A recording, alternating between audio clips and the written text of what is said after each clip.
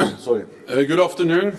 We have just concluded a meeting with some of NATO's closest partners, the European Union, Georgia, Finland and Sweden. And for the first time at the NATO summit, our Indo-Pacific partners, Australia, Japan, New Zealand and the Republic of Korea. We now face an era of strategic competition. We see a deepening strategic partnership between Moscow and Beijing. And China's growing assertiveness and its coercive policies have consequences for the security of allies and our partners.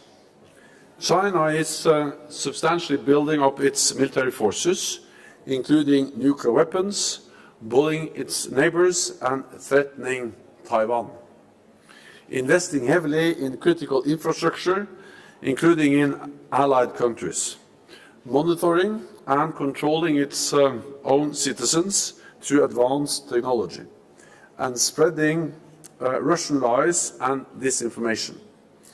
China is not our adversary, but we must be clear-eyed about the serious challenges it represents. And we must continue to stand with our partners to preserve the rules-based international order. A global system based on norms and values instead of brute violence.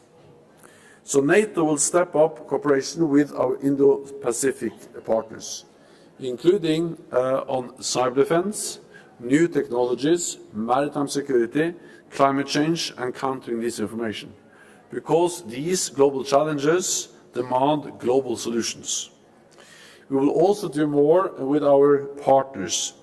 We approved an enhanced package of support for Ukraine, helping to equip and strengthen the country for the long term.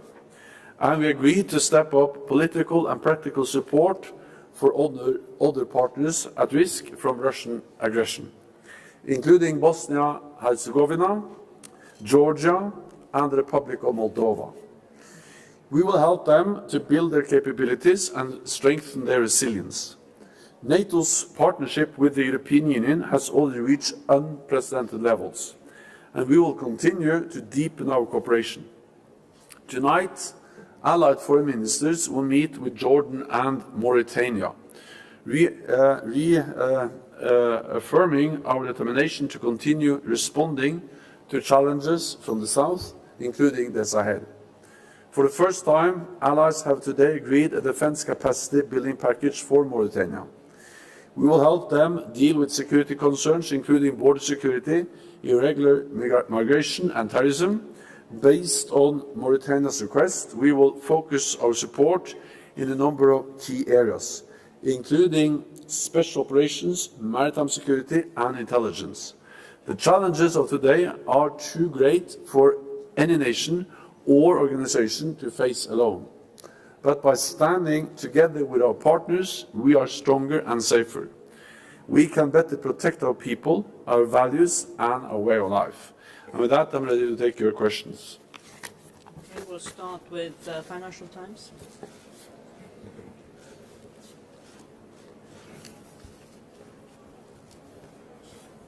Good evening. Thank you, Henry Foy, Financial Times. Thank you, Secretary General. You've had a very long day. I appreciate you taking our questions. I have a question about the 300,000 troops that you spoke about yesterday and on Monday. I've spoken to a number of allied countries here today, large allies that would be assumedly contributing large amounts of troops to that, and they have no idea about their pledges or how on earth you reached that number. Could you tell us a bit today about how you calculated that total and when you were going to provide a national breakdown of which countries are providing how many troops? Thank you. So what we have agreed now is a new NATO force structure, new NATO force model. And then we agree the framework, the principles, and then, of course, allies have to contribute forces to that new force model. That is in many ways the same as we've done before when we made similar decisions. And this will be a combination of forces deployed, especially in the eastern part of the alliance. We have already stepped up with around, or actually more than 40,000 troops under direct NATO command. But then the majority of these forces will be home-based.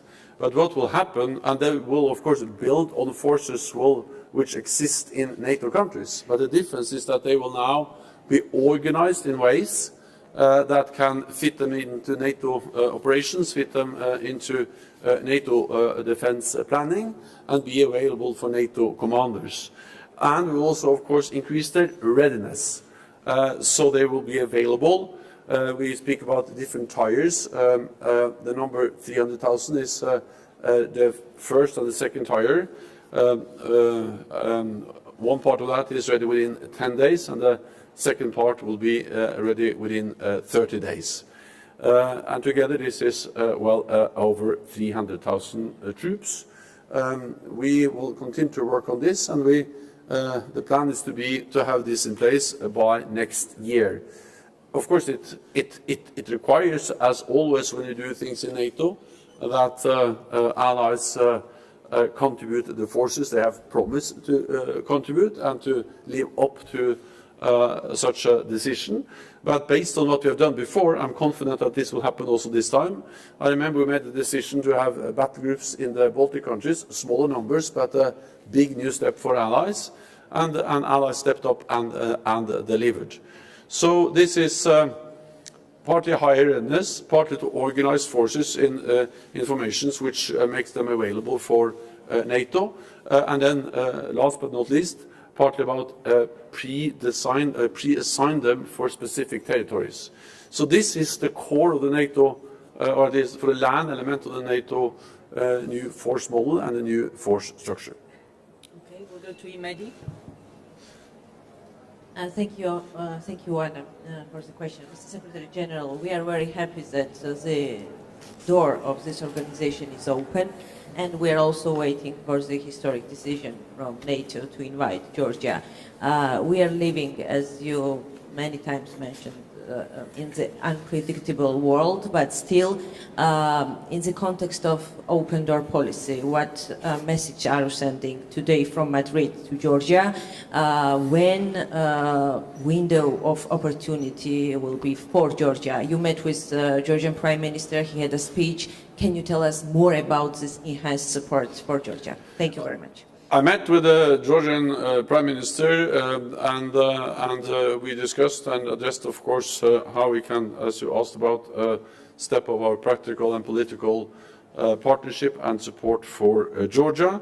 We will step up both the political and practical support for Georgia with a new package to help build their capabilities and also strengthen their resilience, including by increasing Georgia's participation in NATO's cyber exercises, strengthening secure communications, and help develop protection of critical infrastructure. We will also plan to provide additional personnel for our NATO liaison office in Georgia. And then, of course, we have also other elements like the training and evaluation center in Tbilisi, and other elements that can further strengthen our partnership with Georgia. On the membership issue, well, we stand by the decision we have taken before, but we are not going to give any dates. We stand by the decision on membership taken actually back in at the Bucharest summit. Okay, we'll go to Asahi TV. Thank you, Secretary General. Adam Pigg at TV Asahi. Firstly, what is the significance of inviting Prime Minister Kishida to a NATO summit now for the first time? And secondly, China has reportedly accused the US of planning to create a similar alliance to NATO in the Asia-Pacific. Have there been any discussions on the creation of any such alliance? Not at this meeting. What kind of organizations our partners in the Asia-Pacific are ready to engage in, that's not for me to comment on. What I can say is that we appreciate very much the partnership with them, and it's an important thing in itself that they all have been represented for the first time at the NATO summit at the level of heads of state and government. We share the same values, we share many of the same threats, and NATO will remain an alliance of North America and Europe, but this region, North America and Europe, faces global threats and challenges. That's cyber, that's terrorism, but also the security consequences of China, because that has effect on us. and therefore it is important to work together with, for instance, our Asia-Pacific partners. And of course,